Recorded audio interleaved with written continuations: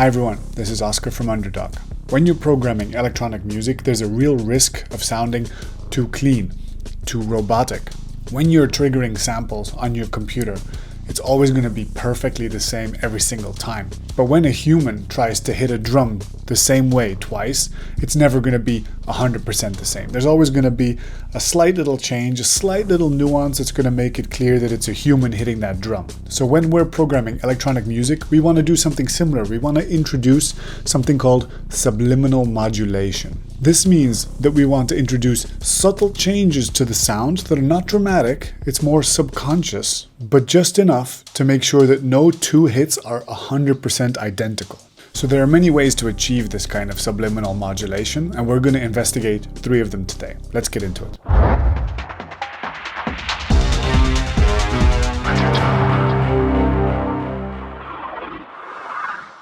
Before we go any further, click the like button, subscribe to the channel, click the little bell icon.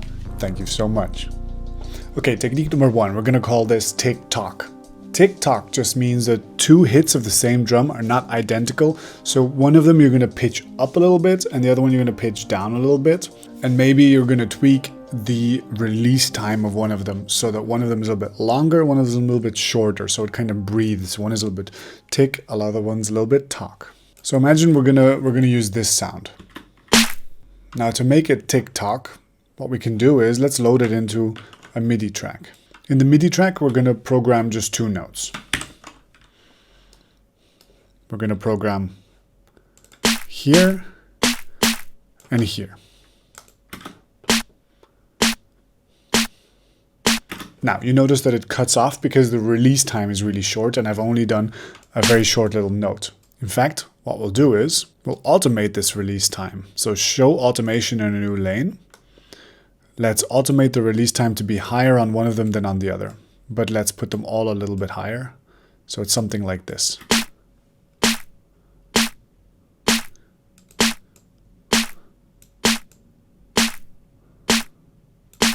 So there we go. Subliminal modulation. What we're going for is something that's almost not perceptible, okay? And then, like I said, we're going to pitch one of them up and the other one a little bit down. So we're going to go here to controls, transpose, detune. So like transpose does semitones up and semitones down, which is a bit too drastic because we don't want this thing to be singing. We just want it to be pitching up and down as if the pitch is a little bit unstable. So detune is what we really want. And we also are going to do show automation in new lane. And one of them we're just going to pitch up, let's say 25 or something.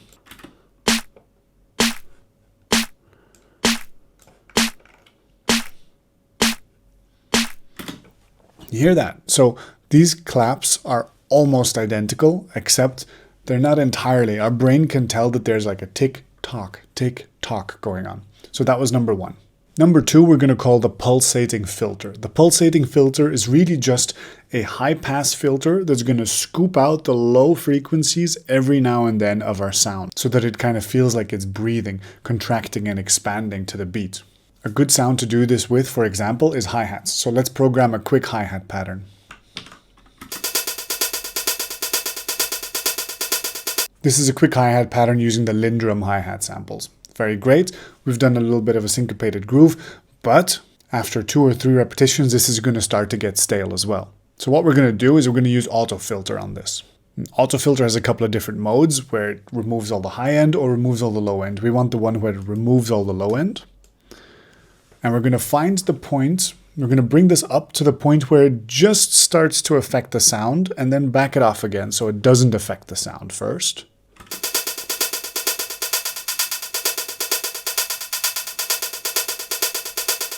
So there, once I start to bring it up near 500, 600, 700, it starts to affect the sound. So let's leave it down here at 400.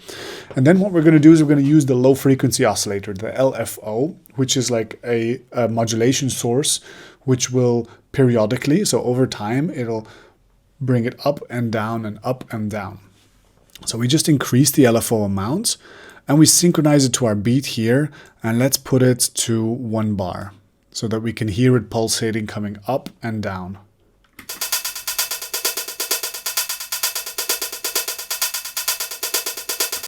So can you hear the low end being removed there so that you can hear it kind of pulsating, pushing, pulling, coming in and out? We might want to do it even more subtly.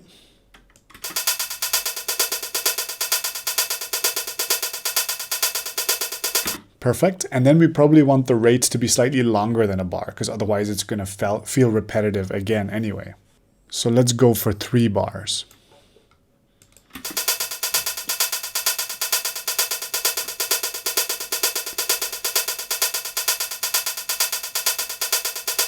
So can you hear that the sound now slightly gets like a little bit brighter and then a little bit darker over time? Again, what we're going for is subliminal modulation. Not too obvious, just enough to get that subconscious feeling that something is evolving and breathing. Now, the third approach is to create a parallel moving layer. What does that mean? Well, let's take a very simple sound, like a rim shot, for instance. Okay, and I'll program in the most basic pattern, like every quarter note, let's say.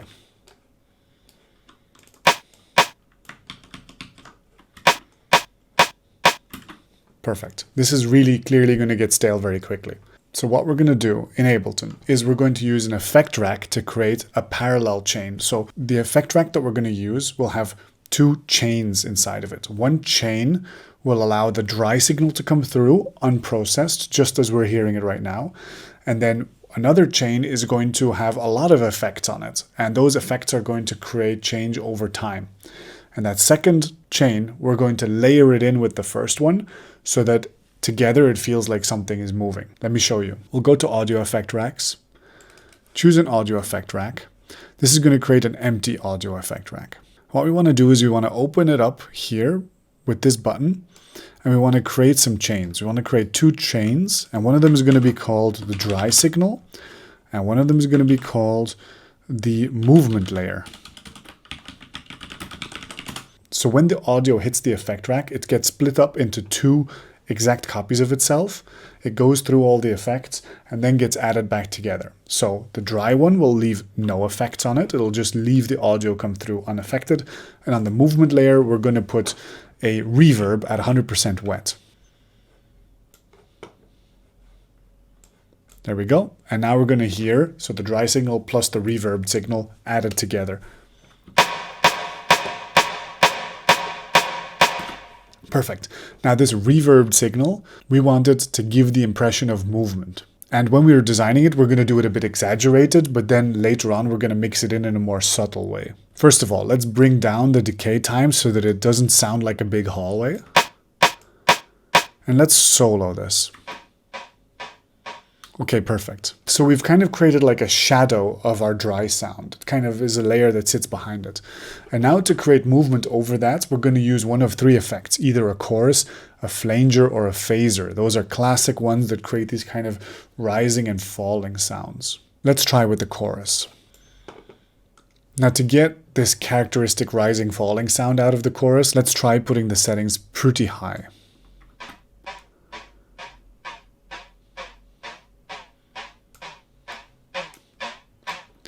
And the rate, let's not put it at 1 Hertz, let's put it slow so that it slowly rises and falls.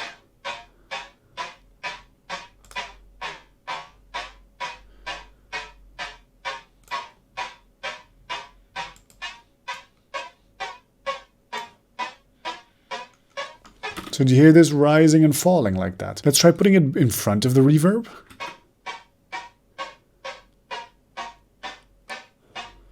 So every single reverb hit now is slightly different than the one before. And let's layer this back in with the dry sound.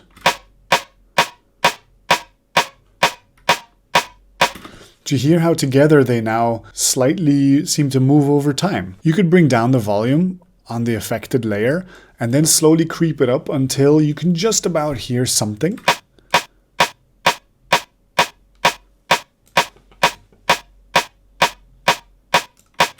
There you go. And then you can exaggerate it to taste. Let's try it with a little bit longer decay time.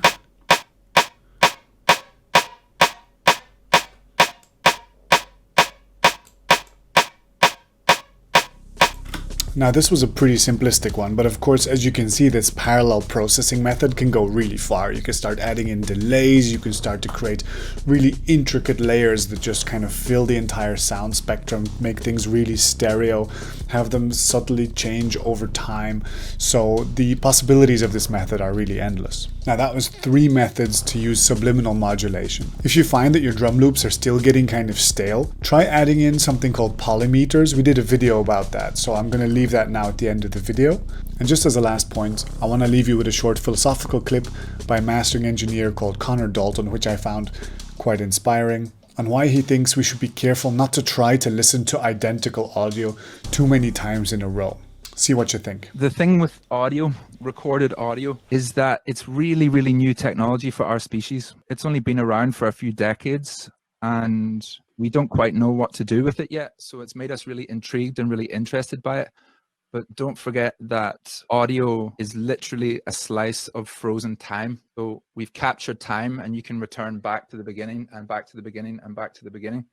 So your ear finds that incredibly fascinating at the start. Your ear really wants to understand why this time is looping. And there's nothing in nature that repeats over and over again identically. Like there's no 2 trees that are the same. But when we have a piece of recorded music, it repeats identically each time we play it. And you need to be quite aware of that as a sound engineer. I think it's really, really, really important to realize what happens if you expose yourself to this looped frozen time over and over again. Your body will start to reject it and attack it and treat it like something that's unnatural, because it is unnatural for our DNA.